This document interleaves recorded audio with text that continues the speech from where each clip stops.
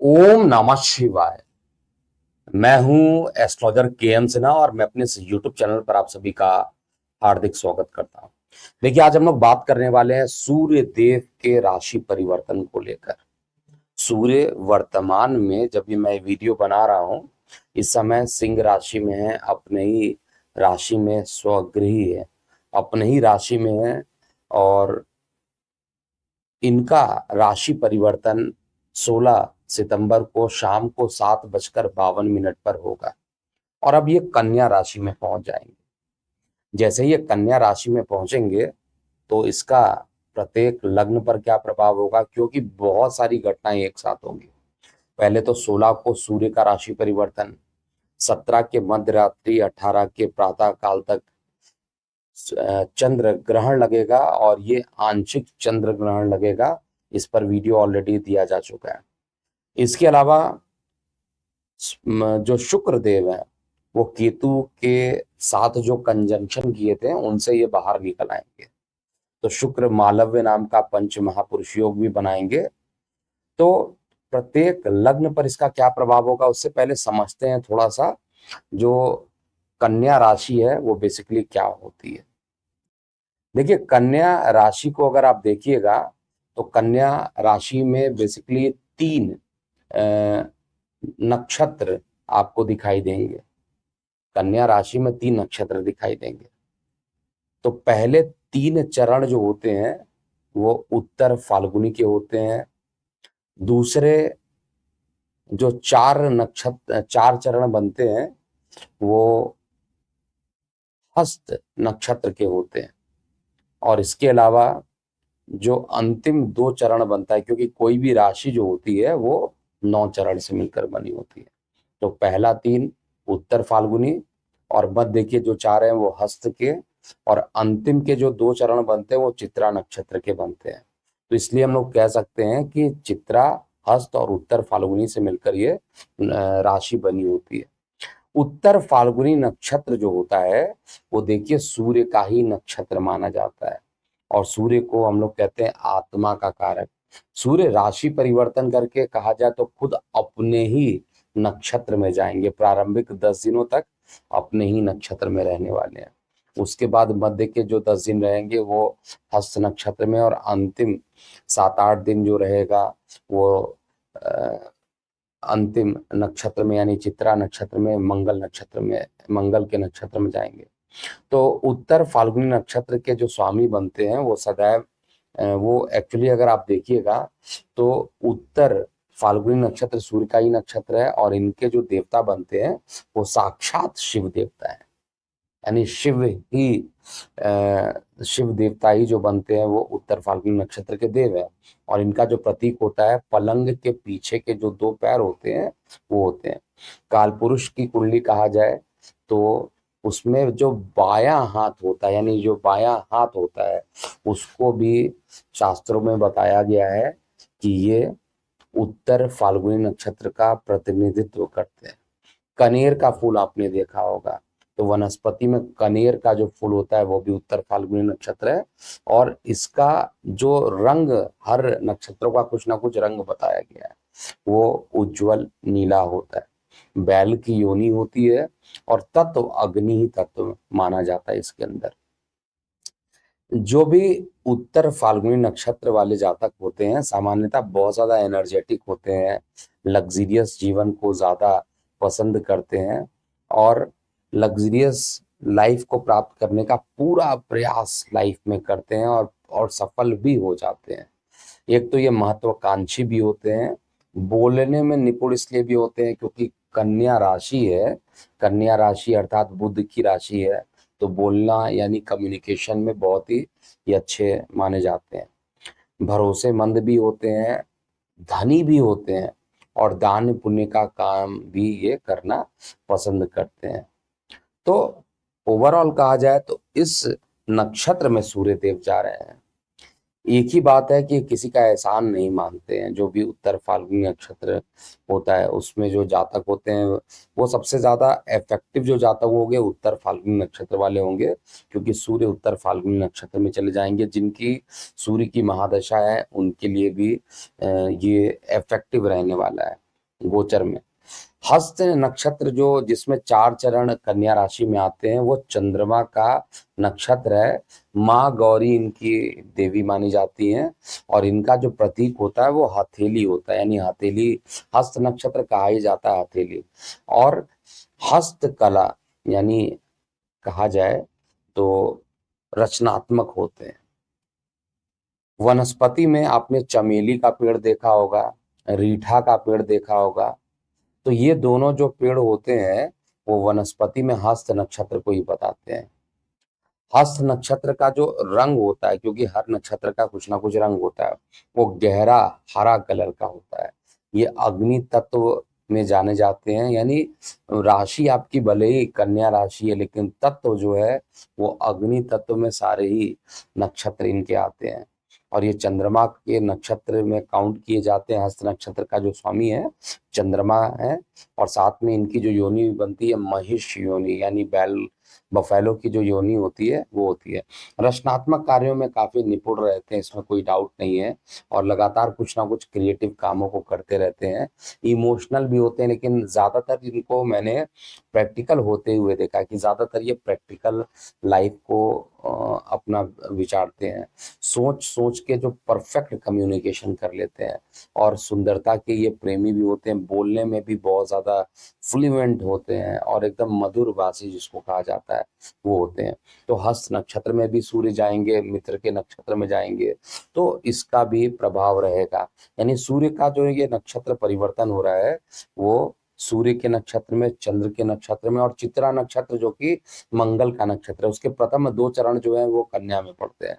तो इनके जो देवता होते हैं विश्वकर्मा देवता होते हैं, सफेद मोती इनका प्रतीक होता है, और ये मंगल देवता से बने हुए होते हैं, एनर्जेटिक होते हैं। इसीलिए कालपुरुष की कुंडली में ये जो गर्दन का जो पोर्शन होता है उसको हम लोग चित्रा नक्षत्र के पहले 2 पार्ट को उसमें काउंट किया जाता है।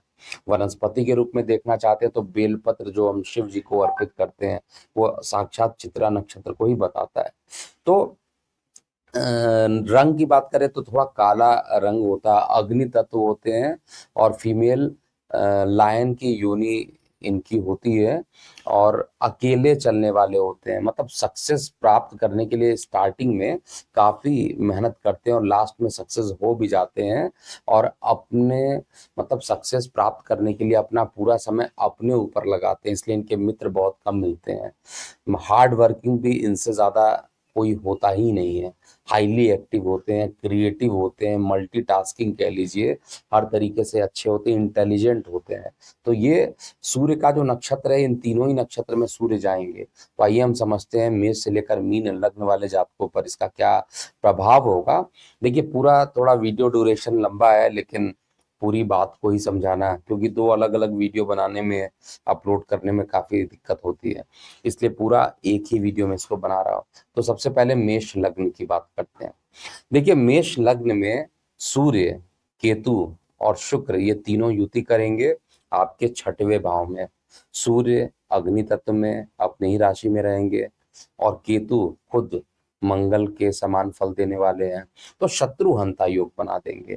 जो भी मेष लग्न वाले जातक हैं, अगर उनके शत्रु बहुत ज्यादा बने हैं तो उनके शत्रुओं हंता बनाएंगे, चाहे वो गुप्त शत्रु काफी दिनों से इनको परेशान कर रहे थे, स्वास्थ्य संबंधित कोई पीड़ा चल रही थी तो उसको भी ये खत्म करेंगे। तो स्वास्थ्य शानदार रहने वाला, बहुत ज्यादा मुझे परेशानी नहीं दिख रहा है। गोचर में जरूर मुझे लीवर रिलेटेड किसी प्रकार का इन्फेक्शन होता हुआ दिखाई दे रहा है, लेकिन ऑनेस्टली कहा जाए तो किसी प्रकार के बड़े स्वास्थ्य की परेशानी अभी नहीं दिख रही है। जिनको परेशानी होगी उनकी भी परेशानी सॉल्व होते हुए दिखाई दे रहा है। विदेशों से संबंधित कोई नया काम इस समय करना चाहते हैं तो आपके लिए अच्छा रहेगा। अगर हम बात करते हैं, क्योंकि शुक्र निकल जाएंगे आपके सप्तम में, तो दैनिक रोजगार से संबंधित आपको अच्छे परिणाम सूर्य के राशि परिवर्तन के बाद आपको मिलेंगे। जीवन साथी के साथ आपके जो रिलेशन होंगे वो अच्छे होंगे। जिनके प्रेम प्रसंग चल रहे थे, मनमुटाव हो गया था, उनके मनमुटाव अब खत्म होंगे। और एक प्रकार से कहा जाए तो ये सूर्य के राशि परिवर्तन के परिणाम स्वरूप आपके लिए बहुत सारे अच्छे परिणाम मिलेंगे। आर्थिक स्थिति को लेकर भी जो रुकावटें चल रही थी उसमें भी आपको लाभ मिलेगा, और साथ में भाग्य से धन की प्राप्ति भी आपको मिलेगा। तो हर तरीके से ये जो राशि परिवर्तन सूर्य का हो रहा है वो मेष लग्न वाले जातकों के लिए अच्छा ही है। थोड़ी सी परेशानी, सूर्य केतु जब भी साथ में मिलते हैं तो ग्रहण दोष डेवलप करते हैं, तो इसलिए हड्डियों में अगर दर्द होता है तो इसको सामान्य मानिएगा। और हड्डी ज्वाइंट पेन जिनकी परेशानी है, आंखों की रोशनी में ज्यादा परेशानी रहती है, उनकी परेशानी इस समय बढ़ सकती है। उपाय क्या करना चाहिए इस समय जिससे रिजल्ट आपको सबसे अच्छा मिले? तो आदित्य हृदय स्रोत का अगर आप पाठ करते हैं तो आपके लिए ये समय अनुकूल बनने वाला है। अब हम वृषभ लग्न की बात करते हैं। दूसरा लग्न वृषभ लग्न।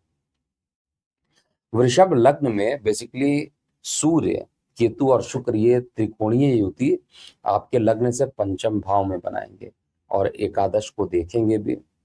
तो अगर हम वृषभ लग्न में देखते हैं तो आपका जो लग्नेश है वो केतु के साथ युति कर रहा था। काफी मानसिक तनाव आपने झेला होगा और मानसिक रूप से ज्यादा परेशानी, मतलब माइंड काम नहीं कर रहा है, जॉब में परेशानी, फंड्स में परेशानी, हर तरीके से परेशानी ही परेशानी आपने देखा होगा। और इवन अभी भी मैं बोल रहा हूँ कि दुर्घटना के योग वृषभ लग्न में अभी भी बनते हैं। आपका जो द्वितीय भाव का मंगल है अष्टम को देख रहा है, तो अभी भी दुर्घटना के योग बनते हैं। आपको बेहद सावधानी बरतनी चाहिए, विशेष रूप से वाहन चलाते समय। लेकिन अब सूर्य आपके लग्न से जो चतुर्थ भाव में थे, अब ये पंचम चतुर्थ भाव में थे, अब आपके पंचम भाव में पहुंच जाएंगे। तो पंचम भाव में सूर्य केतु की जो युति बनेगी वो आपके माता के लिए बहुत अच्छा नहीं है। माता के स्वास्थ्य को लेकर कुछ ना कुछ परेशानी इस समय उत्पन्न हो सकती है। कार्य व्यवसाय के लिए अच्छा है। कार्य व्यवसाय में जो आपके ऊपर राजनीति चल रही है या किसी प्रकार का आप जॉब चेंज करना चाहते हैं, जॉब के लिए आप इंटरव्यूज देना चाह रहे हैं लेकिन इंटरव्यूज के कॉल नहीं आ रहे हैं, तो वृषभ लग्न में जॉब और बिजनेस को लेकर अच्छा राशि परिवर्तन यहाँ पर होने वाला है। इसके अलावा जो जीवन साथी है उनको अगर किसी प्रकार की परेशानी चल रही थी तो परेशानी अभी बढ़ते हुए मुझे दिख रही है। इस समय जो विद्यार्थी वर्ग रहेंगे उनके विद्या अर्जन करते समय कुछ ना कुछ कठिनाइयों का अनुभव भी करना पड़ेगा। लेकिन पॉजिटिव चीजों में अगर देखा जाए तो आय के साधन थोड़े रुकावट के साथ लेकिन बनेंगे। इस समय शुक्र का बीज मंत्र ही करना आपके लिए अच्छा है, क्योंकि आपका लग्नेश 18 को केतु के साथ जो युति कर रहा था हट जाएगा और आपके लिए अच्छे स्थान पर पहुंचेगा, तो रिजल्ट आपको ओवरऑल अच्छा देने वाला है। अब हम अगले लग्न की बात करते हैं, मिथुन लग्न के लिए। तो मैं चार्ट यहाँ ओपन कर लेता हूँ। देखिए, मिथुन लग्न वाले जातकों के लिए सूर्य का जो राशि परिवर्तन है वो आपके लगन के सापेक्ष में चतुर्थ भाव में रहेंगे और आपका जो लग्नेश है बुध की राशि में सूर्य जाएंगे और लग्नेश जो है वो अभी भी मेहनत में जाकर बैठा है, तो काफी मेहनत इस समय आप सूर्य के राशि परिवर्तन के बाद भी करेंगे। सूर्य केतु की जो युति है माता के लिए कष्टकारी होगी, आपके लिए भी माता के स्वास्थ्य को लेकर परेशानी, लंग्स इत्यादि में इन्फेक्शन बहुत ज्यादा तेजी से बढ़ जाना, ये भी हो सकता है। बेहद आपको ध्यान देना चाहिए। उसके दो रीजन है, एक तो सूर्य केतु की युति चतुर्थ भाव जो कि लंग्स का भाव भी कहलाता है, और आपका जो रोगेश है वो लग्न में जाकर बैठा, तो दोनों ही रीजन लगभग कंफर्म कर रहा है कि आपको लंग्स रिलेटेड प्रॉब्लम या प्रॉपर्टी रिलेटेड प्रॉब्लम हो सकती है। तो आपको ध्यान देना चाहिए और वाहन चलाते समय भी आपको ध्यान देना चाहिए। लेकिन भाग्य आपका अब साथ देने वाला है। जो लोग नौकरी व्यवसाय में थे ऐसे जातकों के लिए एक अच्छा समय आने वाला है। और आर्थिक रूप से कहा जाए तो बहुत ज्यादा परेशानियां जो चल रही है इस समय, शारीरिक परेशानी थोड़ी ज्यादा हो सकती है, आर्थिक रूप से बहुत ज्यादा परेशानी मैं नहीं देख पा रहा। इसके बाद हम कर्क लग्न वाले जातकों की बात करेंगे और इस समय उपाय क्या करना चाहिए ये भी महत्वपूर्ण हो जाता है। जो मिथुन लग्न वाले जातक हैं, आपको उपाय के लिए, जो भी मिथुन लग्न वाले जातक हैं, अपने लग्नेश का बीज मंत्र कीजिए। ओम ब्रांग ब्रिंग ब्रोंगसा बुधाय नमः नामक बीज मंत्र कीजिए। इसका प्रतिदिन 108 बार जाप करने पर आपको अच्छे परिणाम मिलने प्रारंभ हो जाएंगे। अब हम कर्क लग्न की बात करते हैं। देखिए, कर्क लग्न में तो आपके लग्नेश जो चंद्रमा बनते हैं उनके नक्षत्र में भी सूर्य जाएंगे और वहीं पर ग्रहण भी लगने वाला है। तो मानसिक रूप से थोड़ी परेशानी हो सकती है। नेम फेम जो था आपका हालांकि बढ़ेगा, पैसे को प्राप्त करने के लिए, धन अर्जन करने के लिए आपको काफी मेहनत करना पड़ेगा। अब इस समय धन वैसे नहीं आने वाला है, धन प्राप्ति के लिए काफी मेहनत करना पड़ेगा। और पिता के स्वास्थ्य को लेकर भी कुछ परेशानियां इस समय हो सकता है। लेकिन इस समय अगर आप धार्मिक है, धर्म के प्रति आपका झुकाव बना रहता है, तो इस समय आपको कोई बहुत ज्यादा परेशानी नहीं होगी। आपके लिए शुक्र जो निकल कर सुख स्थान पर जाएगा तो इनकम से सुख भी देगा, बड़े भाई बहनों से सुख देगा। इस समय भूमि वाहन मकान में इन्वेस्टमेंट करना आपके लिए अच्छा रहेगा। तो ओवरऑल कहा जाए तो सुख बढ़ेगा, आपके नेम फेम बढ़ेंगे, लेकिन धन प्राप्ति करने के लिए थोड़ा मेहनत होगा। हालांकि धन मिलेगा क्योंकि धन से सुख लिखा हुआ है चार्ट में, तो धन तो आपको मिलने वाला है, इसमें कोई डाउट नहीं है। लेकिन कुछ मेहनत करने के बाद आपको धन यहाँ पर मिलेगा। और पिता के स्वास्थ्य पर भी परेशानी होगी क्योंकि तृतीय और नवम दोनों भाव पर ग्रहण लगेगा, तो थोड़ा सा ध्यान देना पड़ेगा। और इस समय धार्मिक यात्रा करना आपके लिए श्रेष्ठ कर रहेगा। और उपाय के लिए ज्यादा फंड्स की परेशानी है तो दारिद्र्य दुख दहनाए नामक स्रोत का आपको पाठ करना चाहिए। अब हम सिंह लग्न की बात करते हैं। देखिए, सिंह लग्न में सूर्य और केतु दोनों ही आपके लगन से द्वितीय भाव में रहेंगे और ग्रहण भी वहीं पर होगा। साथ में अष्टम भाव पर भी ग्रहण लगने वाला है। तो ओवरऑल इस समय परिवार में वाद विवाद हो सकता है। आप चाहिए ना चाहिए वाणी थोड़ी उग्र हो सकती है, इसलिए बेटर यही होगा कि वार्तालाप करते समय इस समय नपे तुले हुए वर्ड का यूज कीजिए जिससे कि दिक्कत ना हो। आध्यात्मिक प्रवृत्ति इस समय आपको बढ़ानी चाहिए। अध्यात्म ही एक ऐसा समय आपको इस समय सहारा दे सकता है जो आपके शारीरिक, आर्थिक, मानसिक तीनों कष्टों से आपको बचा कर रखेगा। जिनके ऑलरेडी किडनी में या गॉलब्लैडर में स्टोन की समस्या है, उनकी सर्जरी होने की भी संभावना यहाँ पर दिखाई दे रही है। तो परिवार में थोड़ा, परिवार से दूर जाने के योग भी बनते हैं, विवाद के योग भी बनते हैं और सर्जरी के योग जिनके किडनी या गॉल ब्लैडर में स्टोन है उनके लिए ऐसा होता है। तो समय बहुत ज्यादा अनुकूल नहीं है। इवन वायरल फीवर या स्वास्थ्य संबंधी समस्याएं कुछ ज्यादा ही आपको इस समय परेशान करेगी। तो मैं तो यही आपसे रिक्वेस्ट करूंगा कि केवल आपको आदित्य हृदय स्रोत का पाठ करना चाहिए। आदित्य हृदय स्रोत का पाठ करना आपके लिए एक वरदान से कम नहीं होगा और इसको करने के बाद आपको अच्छे परिणाम मिलेंगे। अब हम अगले लग्न की बात करते हैं, कन्या लग्न। देखिए, कन्या लग्न में आपके लग्न भाव में सूर्य केतु शुक्र की युति होगी। तो सबसे पहला तो मेरा रिक्वेस्ट यही है कि इस समय आपकी जो वाणी होगी इतनी रफ हो जाएगी, सीधा किसी के मुंह पर आप बोल देंगे और सीधा स्ट्रेट फॉरवर्ड बोलना, और वो भी कटाक्ष जिसको कहते हैं, एकदम दिल पर लगने वाली बात। तो इस समय वार्तालाप करते समय आपको भी सावधानी रखना है जो कन्या लग्न में है, क्योंकि आपका जो राशि बन जाता है उसमें तीनों ही नक्षत्र अग्नि तत्व वाले हैं। और अग्नि तत्व में केतु भी अग्नि का ही प्रतीक है, सूर्य भी अग्नि का ही प्रतीक है। तो ये दोनों यानी पूरा इस समय जो मानसिक रूप से आप एग्रेसिव बहुत ज्यादा हो सकते हैं। तो सबसे पहला उपाय है कि अपने आप को शांत रखिए। अब शांत कैसे रखेंगे? तो आपको बुद्ध का बीज मंत्र करना है, गणपति जी की आराधना करनी है, यानी गणेश जी की आराधना करनी है, गणेश संकट मोचन का आपको पाठ करना चाहिए जिससे एग्रेसिव एटलीस्ट ना हो पाइए। दूसरा, आपके जीवन साथी को लेकर भी परेशानी दिख रही है, बिजनेस पार्टनर में भी परेशानी, बिजनेस में कोई ना कोई परेशानी डेवलप हो जाना, और साथ में जीवन साथी के स्वास्थ्य को लेकर कुछ ना कुछ परेशानी उत्पन्न होना, ये सब कुछ लिखा हुआ है तो ऐसा होगा। और जिन जो महिलाएं हैं उनको गाइनो रिलेटेड प्रॉब्लम, बाकी लोगों को यूरिन रिलेटेड इन्फेक्शन भी हो सकता है। तो बेहद इस समय जल का इंटेक जो होना चाहिए, water intake should be very high. अगर आप जल ज्यादा नहीं पिएंगे तो इस समय आपको ज्यादा परेशानियों से पीड़ित होना पड़ सकता है। तो ये है, और उपाय के लिए ऑलरेडी बता चुका हूँ क्या करना है। अब हम तुला लग्न की बात करते हैं। देखिए, तुला लग्न वाले जातकों के लिए सूर्य, शुक्र, केतु की त्रिकोणीय युति जो है द्वादश भाव में बन रही है। तो अगर आप विदेश यात्रा इस समय करना चाहते हैं तो आपके लिए परफेक्ट समय है। जिनके वीजा नहीं लगते थे उनके वीजा के लिए समय परफेक्ट है। लेकिन जो लीगल मामले में फंसे हुए हैं उनके लिए समय बहुत अच्छा नहीं है। न्यायिक रूप से बहुत कठिन समय हो सकता है जो तुला लगने वाले हैं।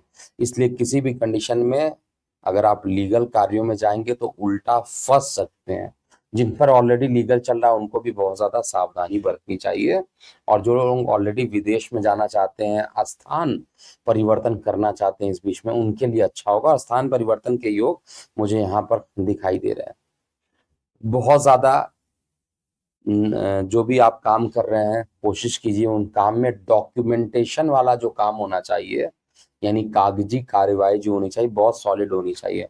क्योंकि मैं देख पा रहा हूँ किसी ना किसी कारणवश से न्यायिक मामलों में आपको फंसा देगा।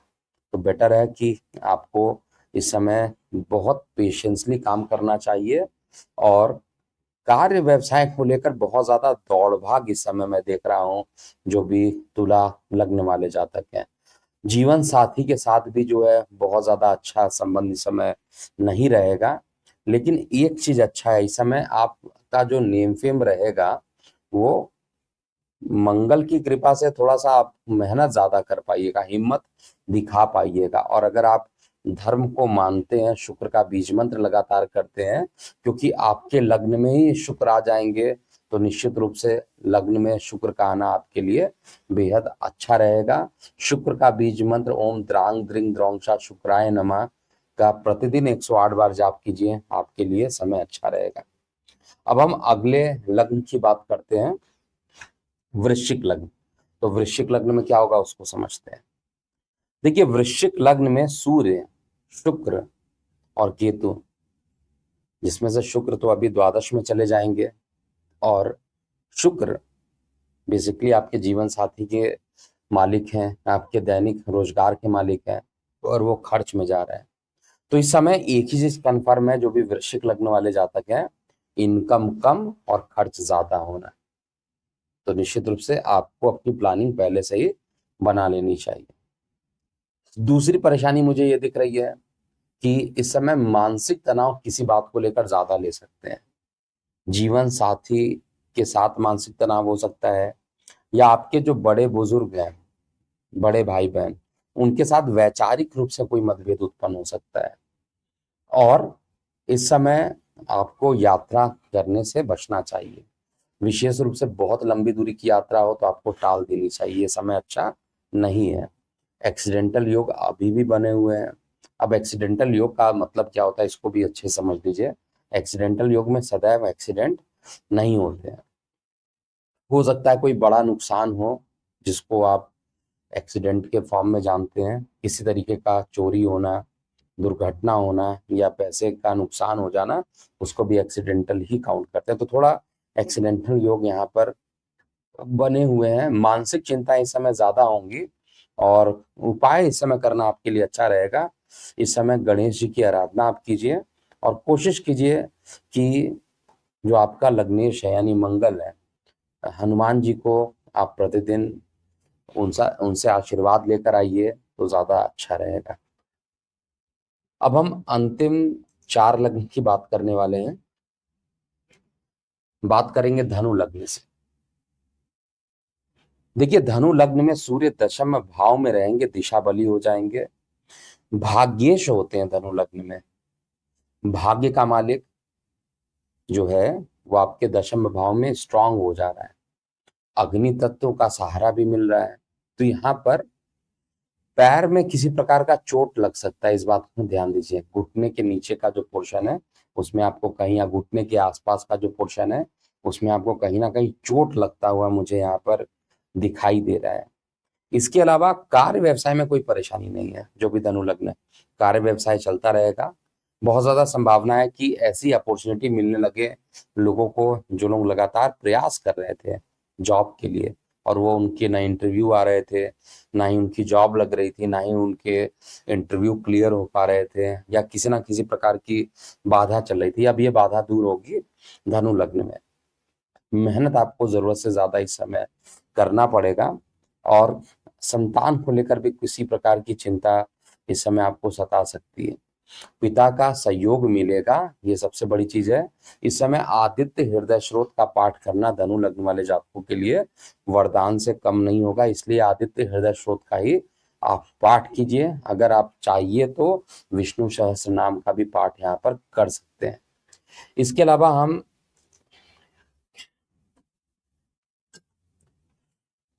मकर लगन की बात करते हैं।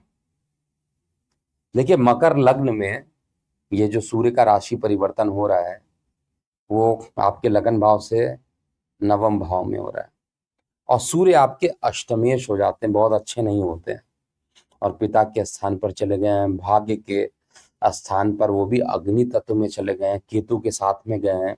तो इस समय पिता के लिए बहुत खराब समय है, मैं ये पहले ही बता देता हूँ। पिता के हॉस्पिटलाइजेशन पर किसी ना किसी प्रकार की परेशानी हो सकती है, जो मैं देख पा रहा हूँ। दूसरा, न्यूरो रिलेटेड प्रॉब्लम भी इस समय आपको परेशान करता रहेगा। हालांकि इनकम जो है वो आपकी बनी रहेगी, इनकम में कोई बहुत ज्यादा परेशानी मुझे नहीं दिख रही है। कार व्यवसाय में जो चीज बहुत ज्यादा निगेटिव हो गया था, अब उतना ही पॉजिटिव होगा। तो भाग्य के भरोसे कोई भी काम अभी नहीं कर सकते हैं। नेम फेम के लिए अच्छा समय है, और इस समय इंट्यूशनल पावर जो आपका बहुत ज्यादा एक्टिव रहने वाला है। तो हर तरीके से कहा जाए कि जो खराब समय था मकर में, अब वो खत्म हो रहा है और अच्छा समय आपका स्टार्ट हो रहा है। लेकिन उपाय के लिए जो है, आपको इस समय शुक्र का ही बीज मंत्र करना सबसे अच्छा रहेगा। कुंभ लग्न की बात करते हैं। देखिए, कुंभ लग्न के लिए सूर्य का राशि परिवर्तन बिल्कुल अच्छा नहीं है। एक तो सूर्य, केतु, शुक्र तीनों ही अष्टम भाव में रहेंगे स्टार्टिंग में, और सूर्य का अष्टम भाव में जाना एक प्रकार से धन को खत्म करने वाला होता है। यानी धन के संचार में जितना आप प्रयास कर रहे हैं, उसमें सफलता नहीं मिलने वाली है। ऊपर से वाणी भी बहुत ज्यादा क्रोधित, मतलब एग्रेसिव हो जाएंगे। परिवार में वाद विवाद होंगे। ट्रेडिंग करते हैं तो बहुत ज्यादा खराब रिजल्ट होंगे। जो लोग पॉलिटिकल फील्ड में जाकर जुड़े हैं, उनको उनके अनुरूप रिजल्ट नहीं मिलेगा। हड्डियों में दर्द उल्टा और बढ़ेगा। जीवन साथी पर भी कुछ ना कुछ परेशानियां लगातार बनेगी। तो बहुत अच्छा नहीं है ये राशि परिवर्तन, बहुत खराब मैं कहूंगा राशि परिवर्तन कुंभ लग्न के लिए। और आपका लग्नेश भी इस समय वक्री है। 18 नवंबर से पहले अच्छा नहीं हो सकता है, लेकिन केवल इस समय शुक्र एक ऐसे पोजीशन पे आ जाएंगे 18 को, जो आपके लिए बेहद अच्छा रिजल्ट देंगे। तो शुक्र का बीज मंत्र कीजिए, इसके अलावा कोई अभी उपाय नहीं कर सकते हैं। विशेष रूप से जो लोग ट्रेडिंग में इन्वॉल्व हैं, उनको बहुत दूर रहना चाहिए। अब हम अंतिम लग्न की बात करते हैं। देखिए, मीन लग्न वाले जातकों के लिए बेसिकली क्या होगा, सूर्य आपके सप्तम भाव में जाएंगे केतु के साथ। तो जीवन साथी के साथ अलगाव होना, जीवन साथी से दूर जाना, जो लोग दैनिक रोजगार करते हैं उनके लिए चैलेंजेस उत्पन्न होना, और स्किन इस समय काफी सेंसिटिव रहेगी। स्किन जो रहेगी वो काफी सेंसिटिव रहेगी। इसके अलावा छोटे भाई बहनों को कष्ट होना, पराक्रम में थोड़ी सी कमजोरी उत्पन्न होना, महिलाएं हैं तो गायनों की परेशानी होना। बहुत अच्छा नहीं है। अब अच्छा नहीं है तो मैं कैसे कह दूं अच्छा है रिजल्ट? रिजल्ट बिल्कुल भी अच्छा नहीं है। केवल आपको विष्णु सहस्त्रनाम बता रहा हूं, इसको करते रहिए, और यही आपको बचा सकता है इस समय। क्योंकि फंड्स में कमी लगातार होगी, फंड्स बचने वाला नहीं है। फंड्स का फ्लो पहले से भी स्लो होगा, लेकिन इस समय उपाय ही करना आपके लिए सबसे अच्छा रहेगा। उपाय करने के लिए आपको विष्णु सहस्त्र नाम का पाठ कीजिए। ओम नमः शिवाय का प्रतिदिन आप जाइए शिव मंदिर में, जल अर्पित कीजिए, और उसके बाद ओम नमः शिवाय का जाप कीजिए, जिससे कि आपका समय अच्छा रहेगा। तो ये था पूरा मेष से लेकर मीन लग्न वाले जातकों का सूर्य का राशि परिवर्तन कैसा परिणाम देगा। वीडियो का ड्यूरेशन थोड़ा लंबा हो गया है, लेकिन आप अपनी प्रतिक्रियाएं कमेंट सेक्शन में लिख सकते हैं। तो अभी के लिए ओम नमः शिवाय।